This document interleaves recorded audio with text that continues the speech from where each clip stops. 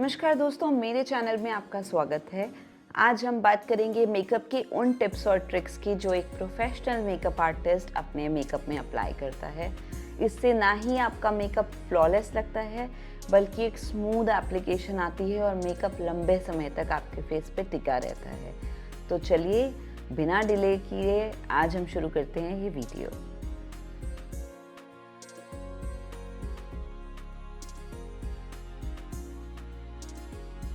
अगर आप यहाँ नए हैं तो मेरा नाम है नेहा देवगन।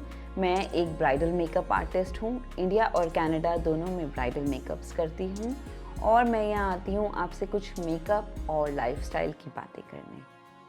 मेकअप करने के भी कुछ रूल्स होते हैं, जैसे कि कुछ स्टेप्स हैं जो हमें फॉलो करने पड़ते हैं। वो स्टेप्स आप मेरी स्क्रीन पर देख सकते हैं। ये सब स्टेप्स की हम बात करेंगे और इस तरीके से करेंगे कि इनमें किस तरीके की टिप्स और ट्रिक्स मैं अप्लाई करती हूँ। मैंने सबसे कोर्स किया, पर कुछ चीज़ें आपको एक्सपीरियंस के बाद ही आती हैं। मैं चाहती हूँ कि मैं आपसे ये शेयर करूँ ताकि आप भी अपनी जिस भी मेकअप जर्नी पे हैं या इन सब से रिलेटेड कोई भी प्रॉब्लम फेस कर रहे हैं तो शायद मैं आपकी हेल्प कर पाऊँ। मैं पर्सनली बिलीव करती हूँ कि प्रेपिंग और प्राइमिंग बहुत इंपॉर्टेंट स्टेप है। स्किन को तैयार करना मेकअप के लिए बहुत ज़रूरी होता है। इसी पे टिका होता है कि आपका मेकअप लंबे समय तक टिका रहेगा आपके फेस पे और कहीं नहीं जाएगा। इसलिए मेकअप प्राइमर्स अपनी स्किन को जांच के लगाएं। अगर आपकी स्किन ऑयली है तो मैटिफाइंग प्राइमर्स भी आते हैं मार्केट में और ये हर रेंज में आते हैं। और अगर आपकी स्किन मैट है तो हाइड्रेटिंग प्राइमर्स भी आते हैं। उस तरीके के प्राइमर्स लगाइए जिस तरीके की आपकी स्किन को नीड है। अगर आप नहीं जांच पाते हैं कि आपकी स्किन ड्राई है या ऑयली है या आपकी स्किन कॉम्बिनेशन है, तो आप एक ऑल स्किन टाइप प्राइमर लगा सकते हैं। और ये स्टेप कभी ना भूलें, क्योंकि अगर आप डायरेक्टली प्रोडक्ट्स अप्लाई करने लगेंगे अपनी स्किन पे तो आपका मेकअप ड्राई हो सकता है, फट सकता है, ग्रे हो सकता है और लंबे समय तक मेकअप टिकेगा भी नहीं। प्राइमिंग में मैं हमेशा कहती हूँ कि आप अंडर आई प्राइमर्स ज़रूर लगाएं। अगर आपके पास एक अंडर आई प्राइमर नहीं है तो आप अपना नॉर्मल मॉइस्चराइज़र अंडर आई पे और आपकी फेस की जहाँ भी लाइंस हैं वहाँ ज़रूर लगाइए, क्योंकि जो हमारे फेस की लाइंस होती हैं वो ड्राई होती हैं, तो उन जगहों पे हमें मॉइस्चराइजेशन की ज़रूरत पड़ती है। तो आप एक नॉर्मल स्किन टाइप या ऑल स्किन टाइप का मॉइस्चराइज़र अपनी लाइंस पे ज़रूर लगाएं। और अगर आपके पास अंडर आई प्राइमर है तो वो भी आप इन लाइंस पे ज़रूर अप्लाई कीजिएगा और फिर देखिएगा आपके मेकअप में क्या चेंज आता है। अब अगर आप अपने मेकअप को बहुत लेयरिंग नहीं करना चाहते हैं तो कलर करेक्टिंग प्राइमर्स भी आते हैं। कलर करेक्टिंग प्राइमर्स होते हैं जैसे कि इंडियन स्किन को ज़्यादातर पीच, ऑरेंज और रेड कलर्स की ज़रूरत पड़ती है डिपेंडिंग अपॉन स्किन टोन। इन करेक्टर्स को अगर आप एक मॉइस्चराइज़र में मिक्स कर दें तो आप अपने फेस पे उसे डायरेक्टली लगा सकते हैं। और दो प्रोडक्ट्स, जैसे कि एक हो गया प्राइमर और एक हो गया कलर करेक्टर, आपको दो प्रोडक्ट्स का काम एक ही प्रोडक्ट करेगा, जो कि आपकी फेस पे लेयरिंग कम करेगा। जिस तरीके के भी प्राइमर्स आते हैं जो कहते हैं कि वो स्किन केयर प्राइमर्स हैं, एक दिन में स्किन बहुत अच्छी या बहुत बुरी नहीं हो जाती, तो इसीलिए जब आप मेकअप करने बैठते हैं सिर्फ उसी टाइम पे ध्यान दीजिए कि आप मेकअप किस स्किन पे कर रहे हैं और उसका प्रॉब्लम आइडेंटिफाई करके उसी तरीके का मॉइस्चराइज़र और प्राइमर लगाइए। अब आते हैं कंसीलर पे, और कंसीलर के ये कुछ टिप्स हैं जो कि मैं ध्यान रखती हूँ। जैसे कि कंसीलर हमेशा पिगमेंटेड एरियाज़ पे लगाया जाता है। जब मैं इंडियन स्किन पे काम करती हूँ तो हम जनरली पिगमेंटेड एरियाज़ देखते हैं under the I, around the mouth, this area और इस जगह पे। ये आपके पिगमेंटेड एरियाज़ होते हैं। इन जगह पे आप कंसीलर लगाएंगे और कंसीलर आप अपने इस स्किन शेड का नहीं, बल्कि ये जो स्किन शेड है जहाँ पे आपकी ज़्यादा पिगमेंटेशन है वो आपकी स्किन से हमेशा 1, 2, 3 टोन डार्क भी हो सकता है। डार्क कंसीलर ही लगाइए। सीधा जंप करने की कोशिश ना करें कि आपका स्किन टोन ये है तो अपने इसी कलर का कंसीलर नहीं लगाना, कंसीलर आप हमेशा डार्क कलर का लगाएंगे। अगर आप लाइट कलर का कंसीलर लगाते हैं तो आपका कंसीलर ग्रे हो जाएगा और तभी आपको ये प्रॉब्लम आती है कि आपका अराउंड द माउथ और अंडर आई एरिया ग्रे हो जाता है। कोशिश कीजिए पहले डार्क कंसीलर लगाइए, फिर लाइटर फाउंडेशन या कंसीलर लगाइए और देखिए आपका मेकअप कभी ग्रे नहीं होगा। अब जब हम प्राइमिंग की बात कर रहे थे, हमने कहा था कि अंडर आई पे मॉइस्चराइज़र ज़रूर लगाइए। मॉइस्चराइज़र अंडर आई पे बहुत ज़रूरी है, इसीलिए हम हाइड्रेटिंग अंडर आई कंसीलर्स लगाते हैं। अब अगर आपकी बहुत ही ऑयली स्किन है, अगर आप एक टीनेज में हैं या आप फेस पे सवेरे उठते ही बहुत सारा तेल आता है, तब मैं आपसे कहूँगी कि अंडर आई पे आप अपने एक ड्राइंग कंसीलर लगा सकते हैं। ड्राइंग कंसीलर के एग्जांपल्स भी मैं कुछ इस वीडियो में डाल दूँगी। तो ड्राइंग कंसीलर लगाने से आपकी अंडर आई में ऑयल नहीं आएगा और आपका कंसीलर जो है बहुत ज़्यादा इकट्ठा नहीं हो जाएगा। 80% स्किन 25 के बाद से लेकर के 60-65 सब पे हाइड्रेटिंग कंसीलर्स चलते हैं। हाइड्रेटिंग कंसीलर्स लगाने से हमारे अंडर आई पे कभी भी ड्राइनेस नहीं आएगी और ड्राइनेस आने से ही लाइंस बनती हैं। तो इसलिए कोशिश कीजिए कि हाइड्रेटिंग कंसीलर्स लगाइए और प्रोडक्ट को अच्छी तरीके से सेट कीजिए। हम अक्सर फेस का मेकअप कर लेते हैं और कंसीलर अपने नेक पे नहीं लगाते। अगर हमारा नेक डार्क है तो हमें अपने नेक पे भी कंसीलर लगाना है और फिर ही फाउंडेशन लगाना है। जनरली अगर आपने मेरी पिछली वीडियो देखी होगी तो मैंने बताया था कि फेस पे फाउंडेशन लगा सकते हैं, आप अपने नेक पे फाउंडेशन स्किप कर सकते हैं। सिर्फ और सिर्फ डार्क कंसीलर लगाइए और उसके ऊपर लाइटर कलर कंसीलर लगा लीजिए और आपके नेक पे जो लाइंस हैं उनमें मेकअप कभी सेटल नहीं होगा।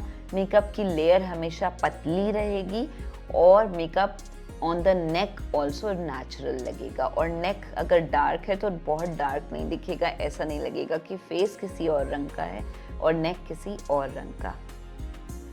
अब आते हैं फाउंडेशन पे, और फाउंडेशन अपने आप में एक बहुत बड़ा टॉपिक है, लेकिन आज हम टिप्स और ट्रिक्स के बारे में बात कर रहे हैं।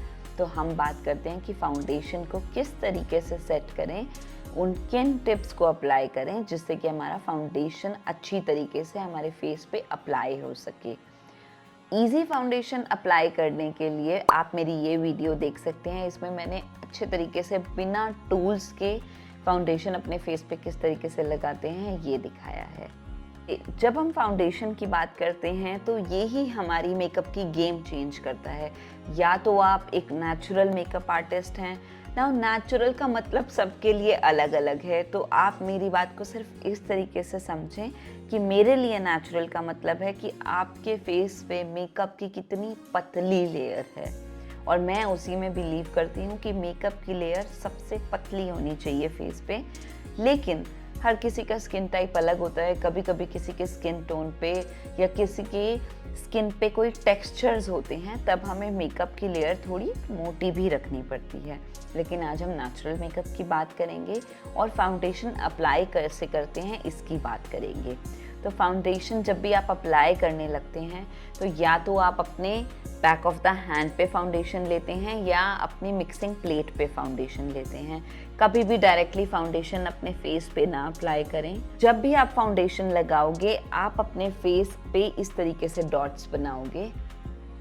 तो अगर आप अपने फेस को डिवाइड करते हो तो इतने एरिया में ही आप फाउंडेशन अप्लाई करोगे, यहाँ पे ही आप डॉट्स लगाओगे। पेरीमीटर ऑफ द फेस जो है, इन बाउंड्रीज पे अगर मैं अपने ब्रश से फाउंडेशन लगा रही हूँ या किसी ब्यूटी ब्लेंडर से फाउंडेशन लगा रही हूँ, ब्यूटी ब्लेंडर डैम्प होना चाहिए, ध्यान रखिएगा। डैम्प इतना कि उसमें से जब आप उसे निचोड़ें तो पानी ना गिरे और बहुत ज़्यादा सूखा भी ना हो। तो जब आप उसे धोते हैं उसे एक टिश्यू में रखिए और उसे ऐसे प्रेस कीजिए तो उससे बेसिक वाटर ड्रॉप कर देगा और उसमें मॉइस्चर रह जाएगा।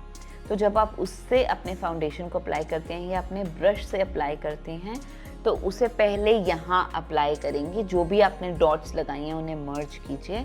उसके बाद जो भी प्रोडक्ट उस पे बचा है उसे यहाँ लगाइए। आपको बहुत ज़्यादा फाउंडेशन अपने पेरीमीटर्स ऑफ द फेस पे लगाने की ज़रूरत नहीं है, क्योंकि ये एरियाज़ में हम वैसे भी शैडो रखते हैं ताकि हमारा फेस थोड़ा पतला लगे। हम बहुत ज़्यादा फाउंडेशन यहाँ नहीं लगाते। इसका एक ईजी एग्जांपल मैं आपको दे सकती हूँ कि अगर आप अपने फेस पे जब ब्लीच करते हैं और ये बाल आपके बहुत ज़्यादा गोल्डन हो जाते हैं, तब देखिएगा कि आपका फेस मोटा लगता है या पतला। और वैसे भी जब हम कॉन्टूरिंग करते हैं तो हम इन्हीं पार्ट्स पे करते हैं, तो मैं अननेसेसरीली फाउंडेशन की लेयर बहुत मोटी यहाँ रखूँ, फिर उसके ऊपर से कॉन्टूर की लेयर रखूँ, तो मेरी लेयर्स ऑलमोस्ट डबल हो रही हैं।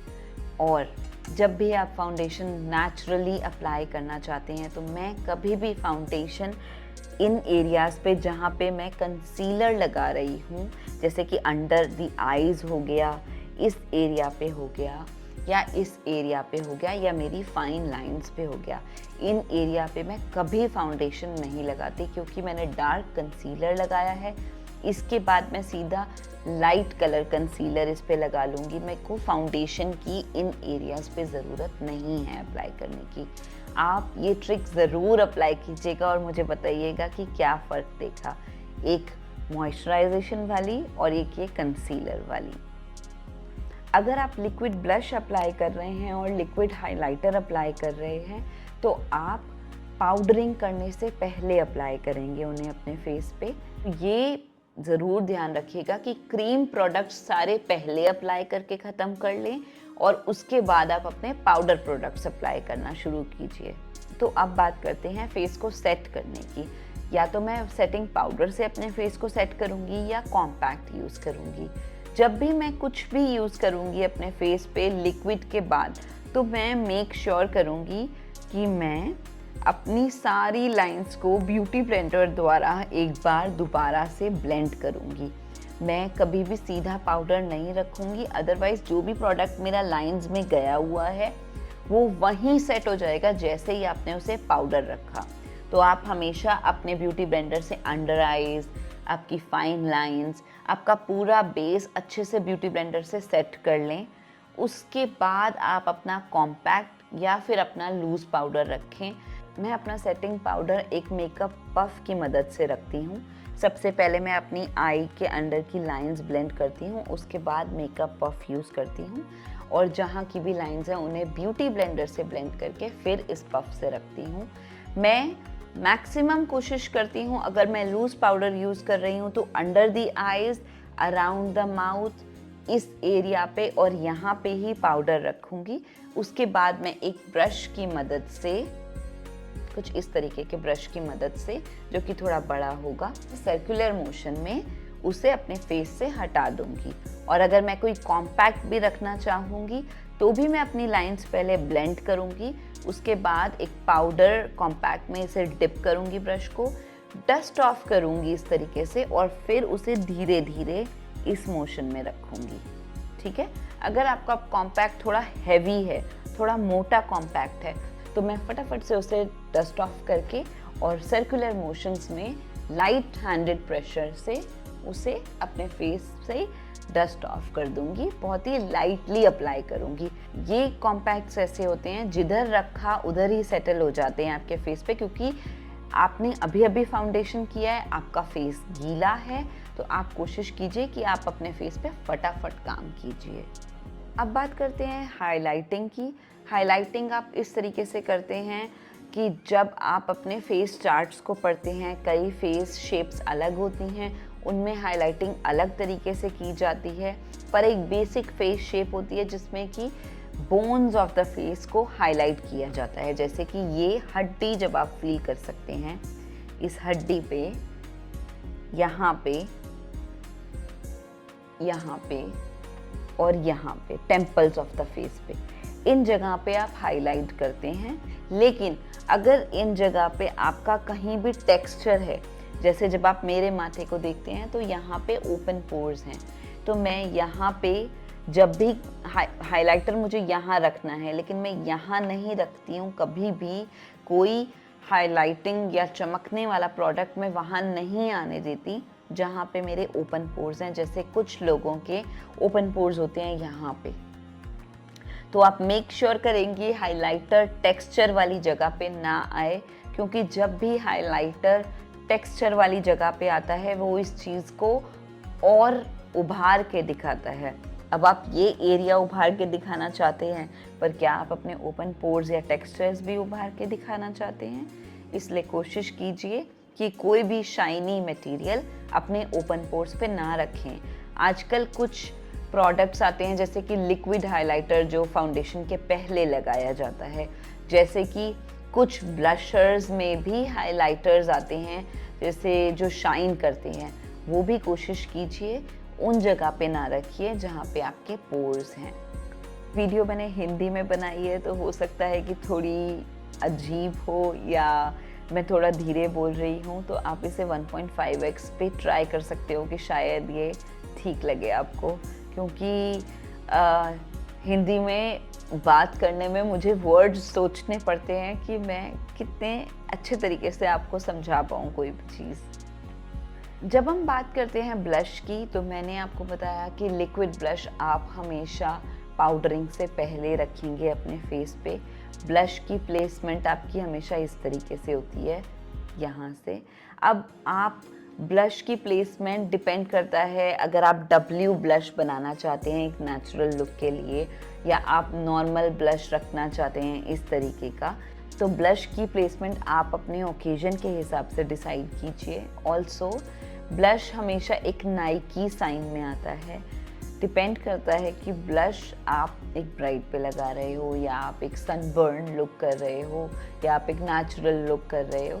ब्लश आप अपने हिसाब से, अपने ओकेजन के हिसाब से, अपनी लाइकिंग के हिसाब से डिसाइड कर सकते हैं, लेकिन ब्लश हमेशा अपवर्ड डायरेक्शन में जाएगा, कभी भी डाउनवर्ड या स्ट्रेट डायरेक्शन में नहीं जाएगा।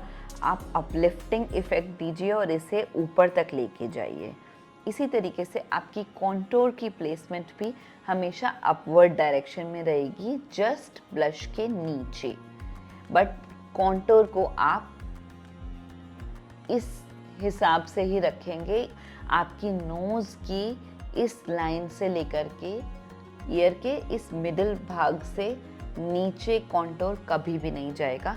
और अगर आप ज़्यादा एज के हैं, फॉर एग्जांपल 40 प्लस हैं, या आपकी स्किन थोड़ी सैगी है, तो कॉन्टोर की प्लेसमेंट और थोड़ी ऊपर कीजिए।